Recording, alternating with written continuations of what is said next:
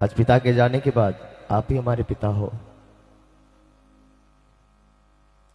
और कलाकार परिवारों का आभार व्यक्त करने की मुझे आवश्यकता ही नहीं है, क्योंकि मेरा अपना परिवार है। मेरे सुख दुख की घड़ी में साथ रहते हैं। आभार तो उनका किया जाता है जो पराये होते हैं। यहाँ तो सारे मेरे अपने हैं। मुझे ऐसा नहीं लगता कि यहाँ कोई मेरी आभार की प्रतीक्षा कर रहा हो। मैं आप सभी को, फिर भी आपको सभी को चरण वंदन करता हूं।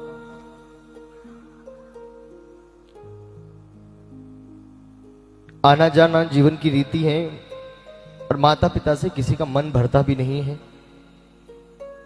पर जो शाश्वत सत्य है उसको मानना पड़ता है और हम सब स्वीकार करके उसको बैठे हैं। और मेरे जीवन का सत्य बता दूं, मैं इनका पुत्र भले ही था, पर जीवन में मुझे याद है, मेरी उम्र 29 वर्ष हो गई है और 25 वर्ष की ये लंबा जो सफर है ये मुझे पूरा याद है पिता की गोद में।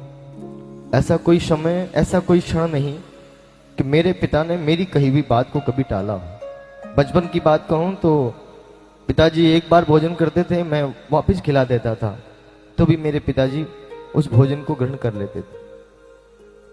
मेरे जीवन में मुझे कभी याद नहीं कि मेरे पिताजी ने मुझे कोई आदेश दिया हो, मुझे कोई कहा हो, कभी आंख फाड़ कर भी, भले ही मैं गलत हो सही हूं, मुझे ठेस पहुंचे या मैं रोऊं या मेरे को तकलीफ हो, ऐसा मेरे पिता ने मेरे जीवन में कभी नहीं किया। मेरे जीवन में अगर कोई ऐसा एक शख्स था जो मेरी हर बात को मानता था, वो मेरे पिता है। उन्होंने जीवन में मेरी कभी किसी बात को नहीं टाला। अंत समय में भले ही उनके पेट में भोजन नहीं जा रहा था, पर फिर भी जब निवाला दिया तो उन्होंने जरूर लिया। आज मुझे नहीं पता मैं उनको कितना सुख दे पाया, पर आज उनके मरण उपरांत उनकी टांग रात में भगवान से यही प्रार्थना करता हूं, भगवान मेरे पिता को इतना सुंदर स्थान देना, क्योंकि मुझे नहीं लगता कि मेरे पिता ने कभी कोई पाप किया हो।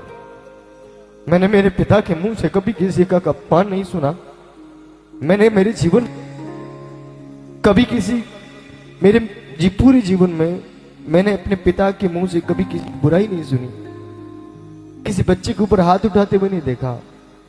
बुराई करना तो पिताजी कहीं बुराई होती थी वहां बैठते भी नहीं थे।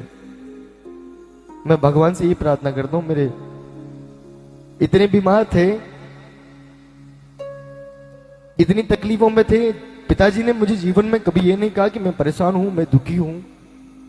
अंत समय तक